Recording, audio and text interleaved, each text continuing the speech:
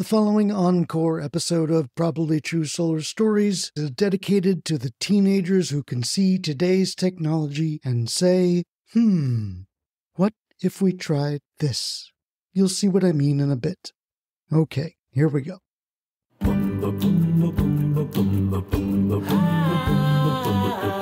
In the next episode of Probably True Solar Stories, two teenagers are having a private moment in the hills above a utility substation when suddenly they happen upon a terrorist intent on bringing down their local grid. Will the teens escape and defeat the terrorist? Yes, but only with the help of some very modern and very real solar and clean energy resources.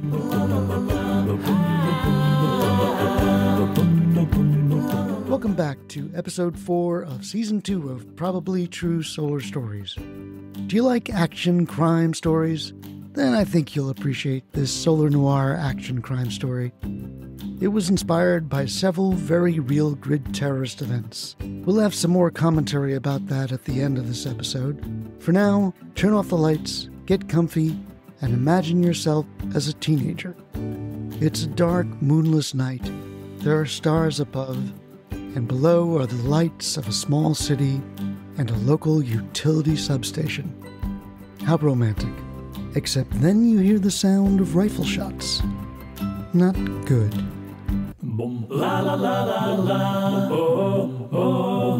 The Caveman, the Devil's Tools, and the Grid.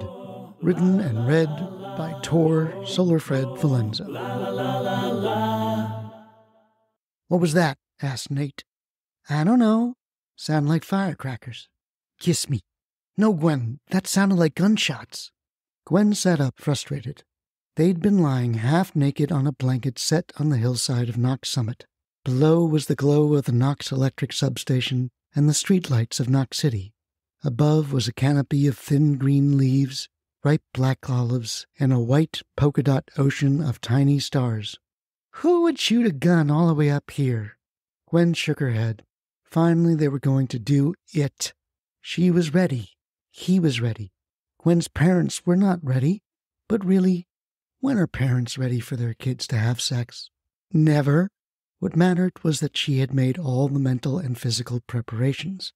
And they were just heading around second base when those damn firecrackers went off. Gunshots? Seriously, Nate? Yeah, seriously. I've been to a shooting range before with Pop. Why would anyone want to shoot up here? She looked at Nate staring at Knox City instead of her bare chest and took that as a sign. As Gwen searched for her blouse, the valley of the city lights below began to darken. It was as if a light bulb ghost were going around street by street, pulling the string that turned off the lights at every house and every street light in the city. Holy shit! That's when Nate knew the gunshots were real. When they'd laid down their blanket, he'd noticed the Knox City substation's transformers. It reminded him of a news report he'd seen about terrorists attacking a Maryland substation. Guys with rifles had shot holes through the transformers, which convert high-voltage electricity into low-voltage AC power that feeds into the wall sockets at home. To work right, transformers needed to be cooled by some kind of liquid. So if you can make them lose all their cooling fluid with accurate shots from a sniper, they'll eventually break. And so will the substation and any nearby local grid. Holy shit, Gwen said. Quiet, Nate whispered. This is serious. Below on the hillside, Nate and Gwen heard a rustling from the lower bushes and olive trees. Nate grabbed their blanket. A cloud of condoms, tightly rolled joints, fallen olives, and Hershey's chocolate kisses flew into the air, then landed somewhere on the ground. Nate thought the chocolate kisses would be funny and romantic. Gwen loved the gesture, but said she was trying to clear up her acne. She'd save them for next time. Would there be a next time, thought Nate? Yes. He would not die a virgin. I hear you, came a sing-song voice from down the hill. Ollie, ollie, oxen free. Nate and Gwen froze, standing behind their slanted olive tree. Without any moonlight or city lights, they were hidden in a dark gray watercolor painting of sage bushes and olive trees. From their camouflage, they could barely see the outline of a tall, bearded man wearing a black knit cap and carrying a long-barreled rifle. Nate held his breath. 10 feet in front of them, he saw the shadow of the bearded man pass their hiding spot. Come on. I'm not gonna hurt you. Yet, thought Bart. He had purposely not bought a flashlight in case a police helicopter had sped to the Knox Hill side, but he now wished he had one, or at least a lighter. Bart knew that they were there. 2 of them, probably young. He'd heard their chatter from down the hill. But had they gotten up the hill already? He didn't think so. As Bart kept moving slowly up the hill, Gwen looked at Nate and could see him slightly smiling and nodding. They were going to be okay. Nate almost leaned in to kiss her. But then there was a harsh alarm sound that simultaneously blasted from both their cell phones. It was the wireless emergency alert sound system that was telling all cell phone users about the blackout. Nate pressed Gwen back against the tree, not wanting her to move. Then he stepped forward. Okay, you got me. I can't see you and you can't see me. Please, just go. You alone? Asked Bart. I thought I heard 2 emergency alerts. Just me. I was trying to get away from my parents and just smoke a joint. Honestly, I can't see you. You can't see me, right? Bart thought about it. The kid, he definitely sounded like a kid. He was right. From this distance, he couldn't see the kid's face. The kid couldn't see his either, except maybe his beard. Bart could shave off his beard for a while, but he didn't want to. He liked his long beard. Was the kid worth him having to go clean-shaven for a few months? Kid, you came on the wrong night to stargaze and smoke a joint. But the world as you know it is coming to an end anyway. What do you mean? I mean computers, your iPhone, lights, television, video games. They're all about to go away. How? Oh, this was just a test. We're bringing down the whole U.S. grid. Why? Because the grid powers the tools of the devil. I mean, look at you. Your phone just gave you away. I didn't get an alarm, 'cause I don't have an evil eye cell phone. Sorry, kid. Bart raised his rifle. He couldn't quite see the kid, but he was close enough. Wait, you should know something first. Bart heard some rocks tumble down the mountainside, but the kid was still there. Oh, what's that? My girlfriend has the fastest underhand softball pitch in the U.S. Well, sign her up for the major leagues. What's that got to do with me? As soon as Bart asked that question, he suddenly knew the answer. But Gwen's underhand fastball answered first. As Bart raised his sniper rifle, he barely saw a gray, jagged softball-sized rock appear out of the dark. Immediately, he felt a sharp pain on the side of his head. Timber, he thought, and fell to the sloped ground. Bart was stunned, but not unconscious. Feeling the vibrations of the 2 runners coming towards him, he blindly aimed rifle shots into the air and the surrounding woods. He tried opening his eyes and felt blood dripping down the left side of his head. The good news was that he didn't hear any more footsteps.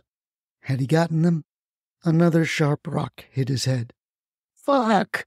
Bart fell on his back and felt more blood dripping, this time on the right side of his head. Stunned, he tried to sit up and then felt a strong tug on his rifle's shoulder strap. At the same time, he was overwhelmed by the smell of rose-scented long hair dragging over his face, and he gagged. He hated perfume. It was the smell of the devil. With as much strength and consciousness as he could gather, Bart opened his eyes wide and screamed, I am a caveman! It worked. The demon-hairy, smelly girl over him shrieked and let go of the rifle. But then she recovered and kicked him in his thigh, trying for between his legs. Thankfully, her varsity soccer girl aim was less accurate than her Super League softball pitch, but it was still painful. Caveman except for the gun, you hypocritical piece of shit, shouted Gwen. Forget it. Let's go, Nate said, pulling on Gwen's arm. Gwen stopped trying to pull the rifle from the bearded man's shoulder and ran up the hill with Nate. Lying on the ground, Bart knew he had to finish his mission, or his caveman brothers and sisters would finish him with their own stones and knives, dull knives. I am a caveman. Cavemen do not lie down when they are injured. They get up and run after their prey. Bart wiped the bloody sides of his face. He felt like his head had already been stabbed with a knife, but it was just the rocks. This is good pain, he thought. This is the same pain that my great Neanderthal ancestors felt. He got up. Caveman, caveman, caveman, he repeated and grunted up the hill. Bart could see the shadows of the kids. They were just reaching over the crest of County Road 23. At the top of the crest, Gwen and Nate were disoriented. They could barely see the road. Was Nate's Tesla Model Y parked to the right or to the left? They did not want to be searching for their car and run blindly into the caveman, who would also be looking for his caveman truck, wherever that was. "Which way?" said Gwen. "I don't know," said Nate. He turned on his phone's flashlight. "No," said Gwen. "He'll see us. Turn it off." "Right. Okay, let's try left." They ran to the left, hoping Nate's dad's Tesla would appear out of the darkness. Why did his father order solid black? What a stupid hearse color. "I think I see it," said Gwen. "This way." Gwen took Nate's hand and guided him to the silhouette of a Ford 150 pickup truck. It had to be the caveman's. "Wrong car," said Nate. "Keep going or go back?" "Shit, I don't know." Then Nate remembered the Tesla app.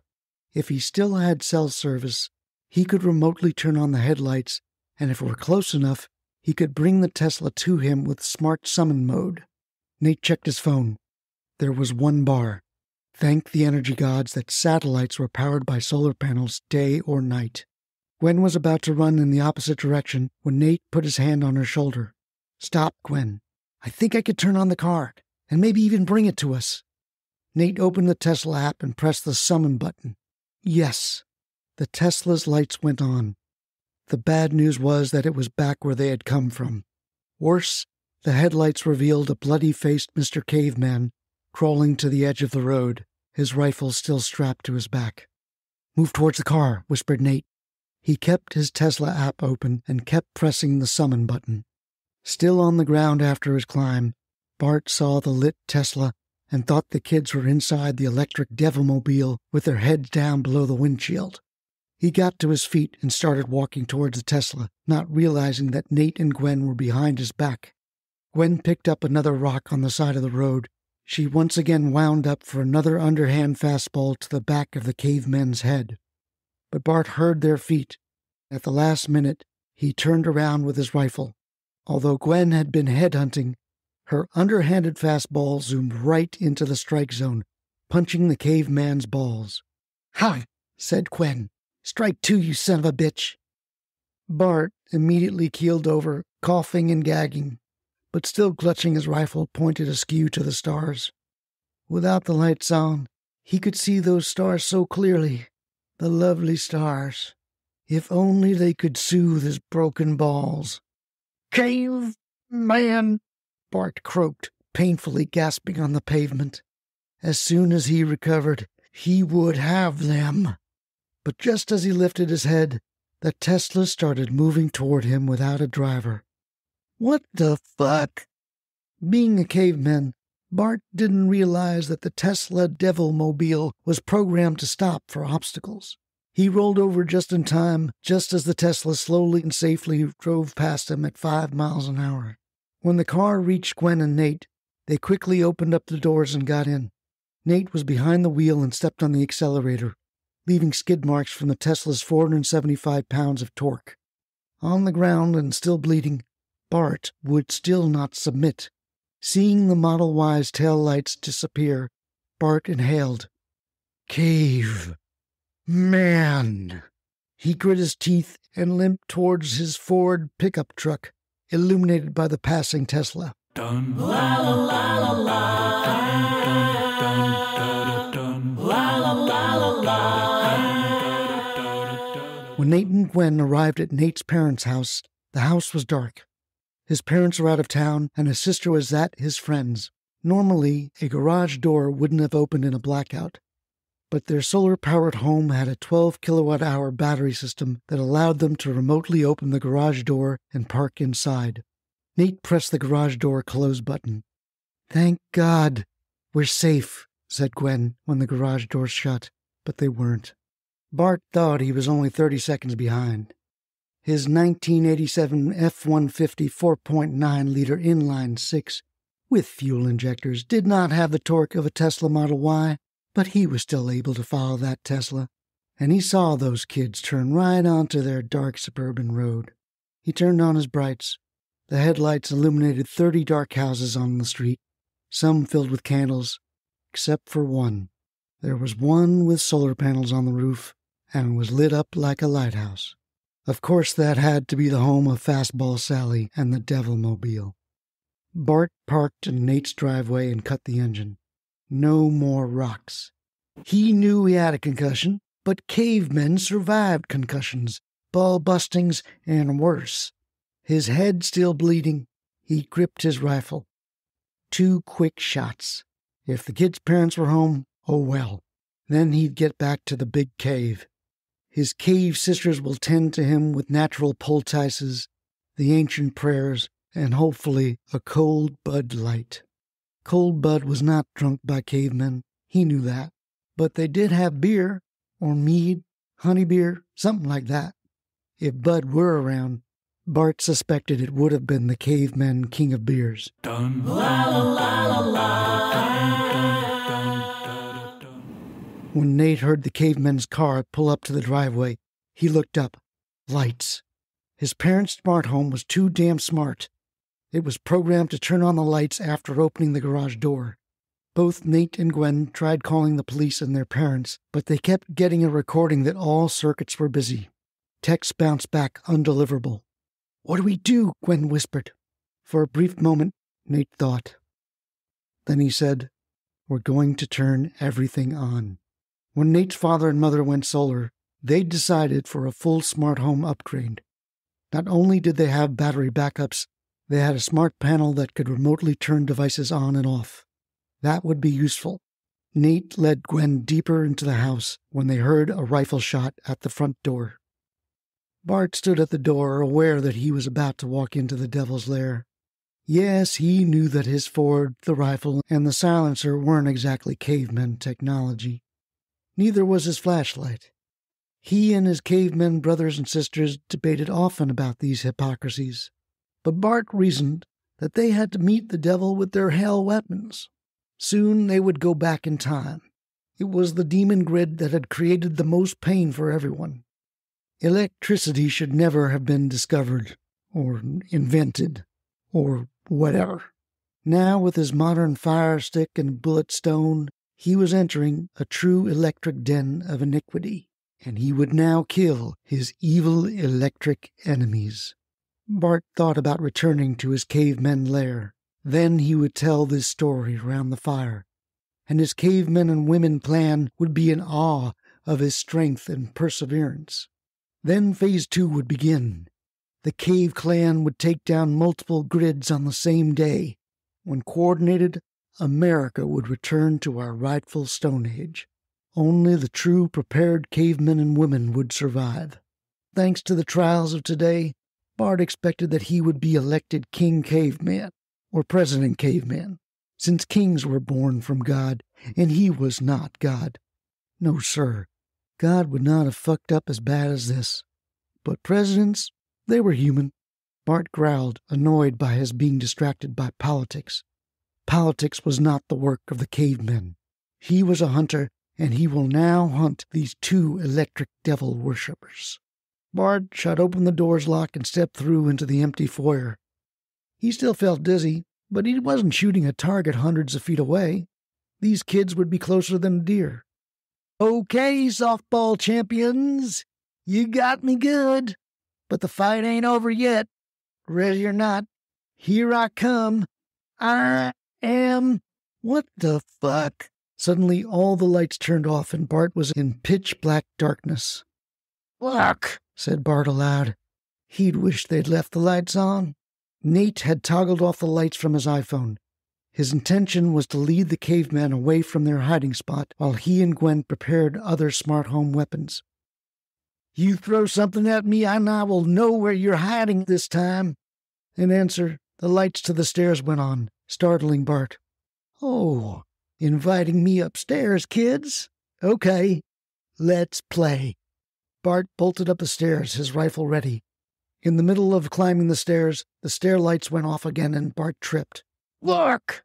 Well, that's not very nice. Gonna ambush me now? Huh? Bart shot blindly up the stairs. Nothing happened. Then he heard the sound of a television down the hall and saw the glow of a blue light. He bolted up the rest of the stairs and headed down the hall, then slowly opened the door and saw an empty TV with a camera on top. He peered into it.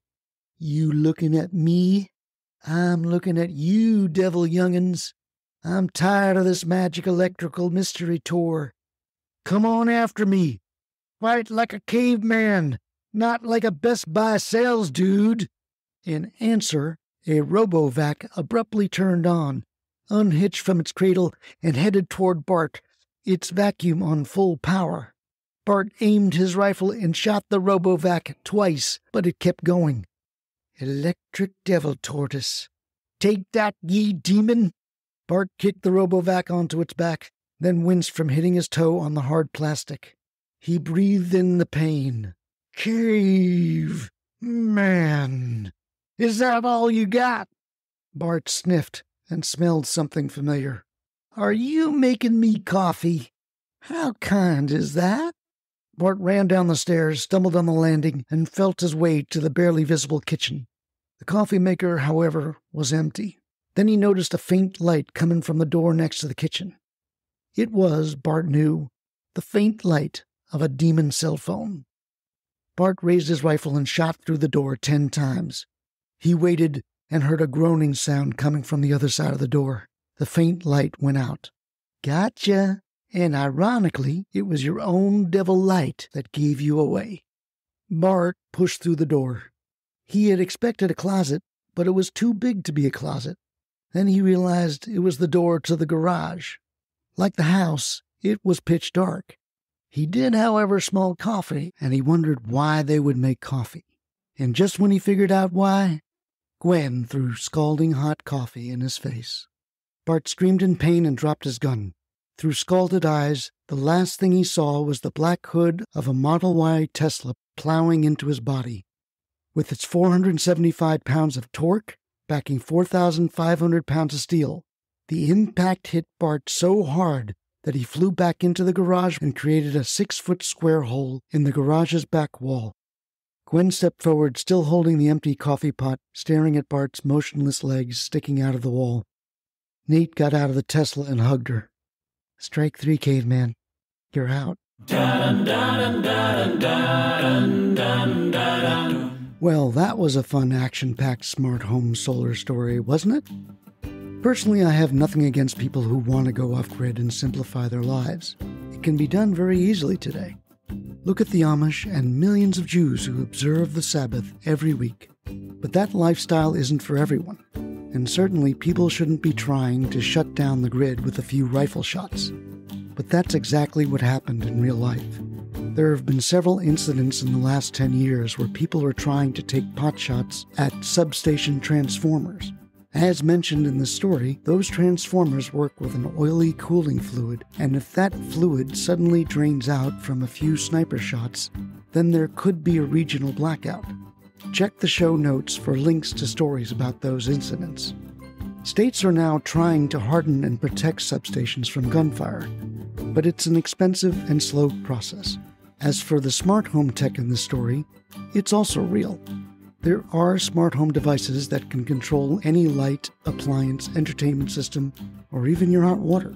You can even control many of these devices with your voice. Tell Alexa to turn on the TV and shut off the kids' PlayStation after an hour. That can happen. And of course, when there is a blackout today, smart solar and battery systems will back you up. As for the remote Tesla control system, yes indeed, summon function exists too. You have to be within a short distance, but it's certainly possible for a Model Y to drive over and save you from Bart the Caveman. If you love this episode, please do share it with a friend and give it a review. People remember stories and experiences better than facts. So if you'd like to communicate to customers with a story, I have some creative solutions for that.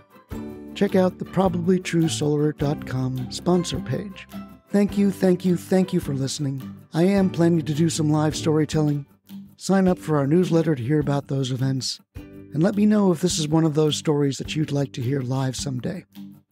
The Caveman, The Electric Devil, and The Grid was written and read by Tor Solarfred Valenza. Probably True Solar Stories is a production of Unthink Solar, PR, and Communications. Be bold for solar. Stand out and educate. See you next time.